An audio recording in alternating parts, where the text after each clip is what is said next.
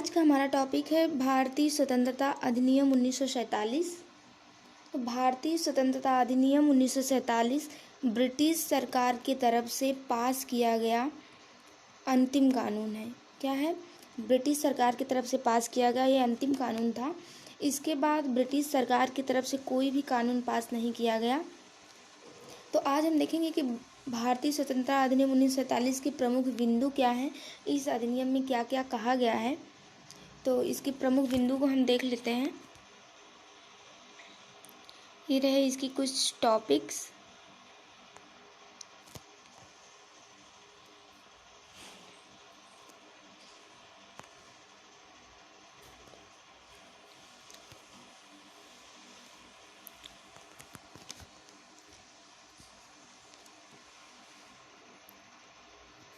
पहला बिंदु था कि इस अधिनियम के द्वारा भारत के विभाजन को तय किया गया और 2 डोमेनियन स्वतंत्र संप्रभु राष्ट्र अस्तित्व में आए। कितने डोमेनियन राष्ट्र अस्तित्व में आए? 2 डोमेनियन स्वतंत्र संप्रभु राष्ट्र अस्तित्व में आए। कौन कौन से? पहला हो गया भारत और दूसरा हुआ पाकिस्तान।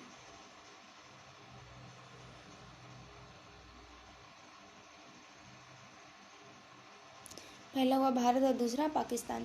जिस समय भारत और पाकिस्तान 2 राष्ट्र बटे, उस समय राष्ट्रमंडल का अस्तित्व आ चुका था, राष्ट्रमंडल बन चुका था। और इस अधिनियम में ये कहा गया कि ये दोनों राष्ट्र, ये दोनों जो देश हैं, ये दोनों देश को ये अनुमति प्रदान की गई कि ये राष्ट्रमंडल की सदस्यता को ग्रहण भी कर सकते हैं, स्वीकार भी कर सकते हैं, अस्वीकार भी कर सकते हैं। इनके ऊपर छोड़ दिया गया।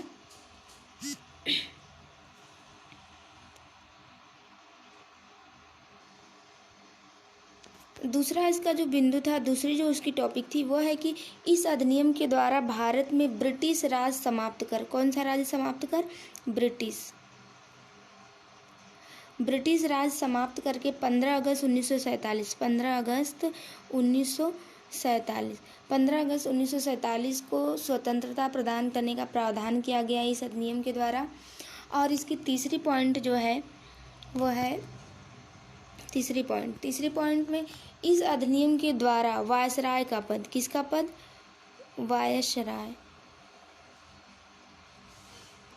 वायसराय के पद को समाप्त कर एक नए पद का सृजन किया गया। वो पद कौन सा है? Governor general. कौन सा पद? Governor general. एक नए पद का सृजन किया गया जिसका नाम है गवर्नर जनरल। और गवर्नर जनरल की नियुक्ति है वो उस समय जो तत्कालीन कैबिनेट थी उसके द्वारा किया जाता था। और कैबिनेट किससे बनती थी? संविधान सभा के सदस्यों के द्वारा।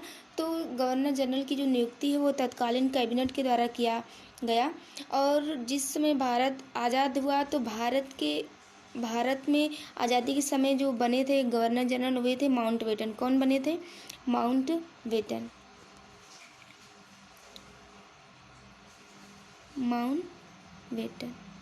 माउंटबेटन को कुछ समय के लिए आज़ाद भारत का गवर्नर जनरल बनाया गया। उसके बाद बने सी राजगोपालाचारी। कौन बने? सी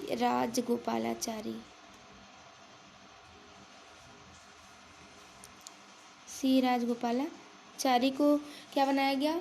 भारत का गवर्नर जनरल बनाया गया। और पाकिस्तान के जो गवर्नर जनरल बने वो बने थे मोहम्मद अली जिन्ना। कौन बने? मोहम्मद अली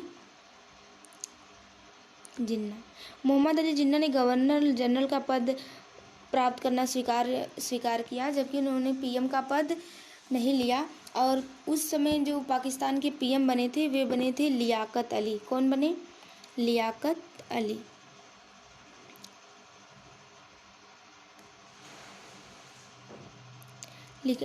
अली। और जो भारत के पीएम बने थे वे बने नेहरू। कौन बने? नेहरू। तो ये पॉइंट भी आप लोग ध्यान रखिएगा।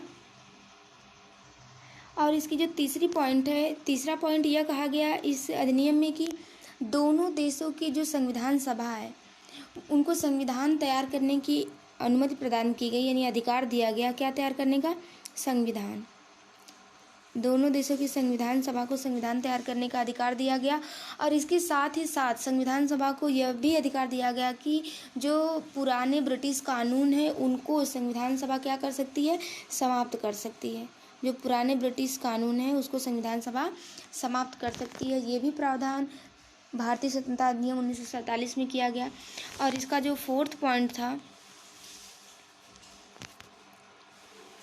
इसके साथ ही साथ ये भी कहा गया कि ब्रिटिश संसद 15 अगस्त 1947 के बाद अगर कोई भी कानून बनाती है, कब, 15 अगस्त 1947, ब्रिटिश संसद, कौन, ब्रिटिश संसद 15 अगस्त 1947 के बाद अगर कोई भी कानून बनाती है तो वह कानून भारत या पाकिस्तान में लागू नहीं होगा। कहाँ लागू नहीं होगा, भारत और पाकिस्तान में। भारत और पाकिस्तान में वह कानून लागू नहीं होगा यदि कोई प्रभाव आता है, ये जो कानून ब्रिटिश संसद बना रही है अगर उसका कोई प्रभाव भारत या पाकिस्तान पे आता है तो संबंधित संविधान सभा, चाहे भारत की संविधान सभा हो चाहे पाकिस्तान की संविधान सभा हो, उस कानून को निरस्त कर सकती है। ये बात भी कही गई किसमें, भारतीय स्वतंत्रता अधिनियम 1947 में।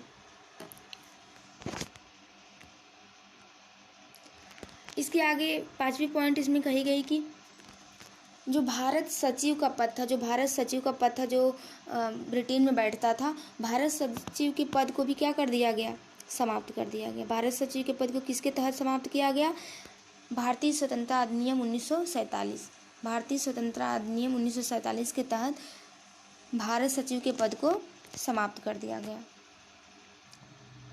इसके साथ ही साथ जो ब्रिटिश महारानी थी वो इंडिया की भी सर्वेसर्वा थी। तो ब्रिटिश महारानी के साथ जो शब्द लगता था भारत की सम्राट, क्या लगता था, भारत की सम्राट,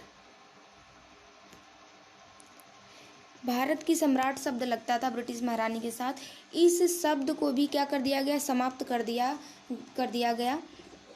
और इस अधिनियम के द्वारा जो ब्रिटिश महारानी का जो रियासतों पर से आधिपत्य भी हटा दिया गया। कहाँ से, रियासतों पर से, रियासतों पे जो ब्रिटिश महारानी का आधिपत्य था उसको भी क्या किया गया, समाप्त किया गया, उसको भी समाप्त कर दिया गया। उस समय जो रियासतें थी लगभग 600 थी, कितनी थी, लगभग 600 रियासतें हुआ करती थी जिस पर ब्रिटिश महारानी का आधिपत्य हुआ करता था। और इस अधिनियम के द्वारा ब्रिटिश महारानी का भारतीय रियासतों पर से आधिपत्य को क्या कर दिया गया, समाप्त कर दिया गया। इसके साथ ही साथ यह कहा गया कि जो भारतीय रियासतें हैं वे भारत के साथ रहेंगी कि पाकिस्तान के साथ रहेंगी, भारत के साथ रहेंगी कि पाकिस्तान के साथ जाएंगी, या फिर वह स्वतंत्र रहना चाहेंगी। ये रियासतों की जो राजा हैं उनको तय करना है। किसको तय करना है, रियासतों के राजाओं को तय करना है। ये उनके राजाओं पर छोड़ दिया गया। ये बातें भी इस अधिनियम में कही गई। इसके साथ ही साथ जो आदिवासी थे, कौन थे, आदिवासी,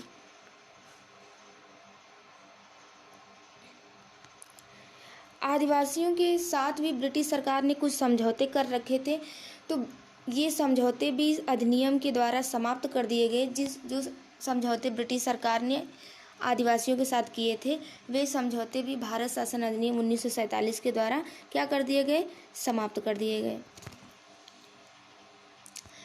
और इसके साथ ही साथ यह भी प्रावधान किया गया भारत शासन अधिनियम 1947 में कि जब तक संविधान बनकर तैयार नहीं हो जाता है तब तक भारत शासन अधिनियम 1935 के तहत चलता रहेगा।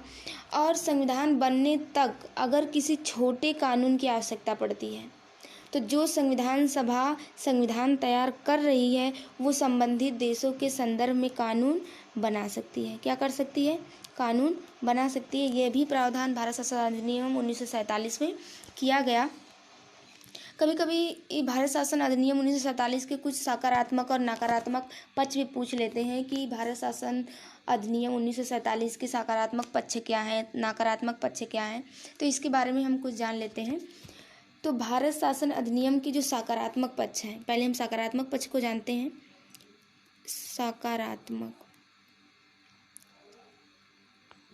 सकारात्मक पक्ष, तो इसमें भी आप 2-4 पॉइंट लिख सकते हैं उसका सकारात्मक पक्ष में, कि इसके जो सकारात्मक पक्ष हैं, इसके पहली पॉइंट आप बता सकते हैं कि 1947 तक भारत में मुस्लिम लीग और ब्रिटिश सत्ता के मौन समर्थन के द्वारा, किस समर्थन के द्वारा? मौन समर्थन के द्वारा जो स्थितियां पैदा हुई उसमें सांप्रदायिक दंगे अपने चरम पर थे। अतः भारत की आज़ादी और भारत के विभाजन से बेहतर कोई विकल्प उस समय मौजूद नहीं था। भारत की आज़ादी और भारत के विभाजन से बेहतर विकल्प कोई मौजूद नहीं था। यहाँ तक कि उस समय सरदार वल्लभ भाई पटेल ने भी कहा था कि कटा फटा ही सही। क्या कहा था? कटा फटा ही सही, लेकिन स्वस्थ भारत चाहिए। कौन सा भारत चाहिए? स्वस्थ भारत चाहिए। अतः उस स्वस्थ भारत के अनुरूप इस अधिनियम को बेहतर माना जा सकता है। तो ये इसके सकारात्मक पक्ष थे। और इसके सकारात्मक पक्ष में आप दूसरा पॉइंट ये भी बता सकते हैं कि कि दोनों देशों की संविधान सभाएं अपना कार्य करती रहेंगी।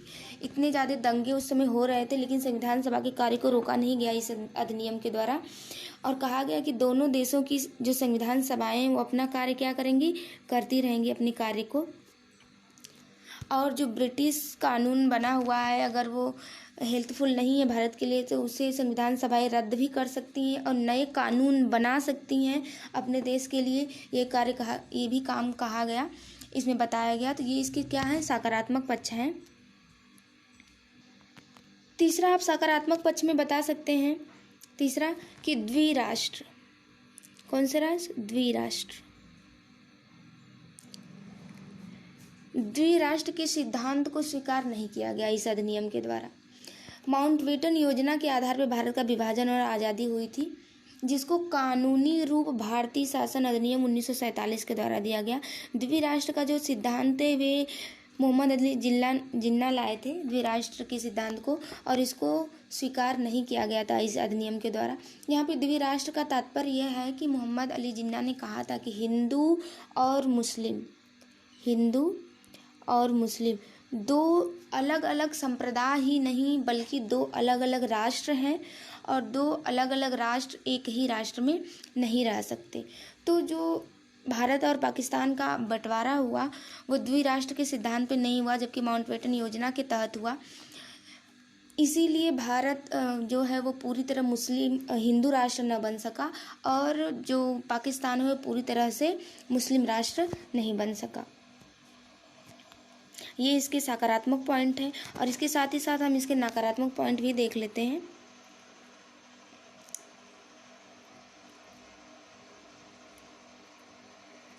इसके नकारात्मक पॉइंट को भी हम देख लेते हैं। तो पहला पॉइंट है कि नकारात्मक विभाजन। क्या है?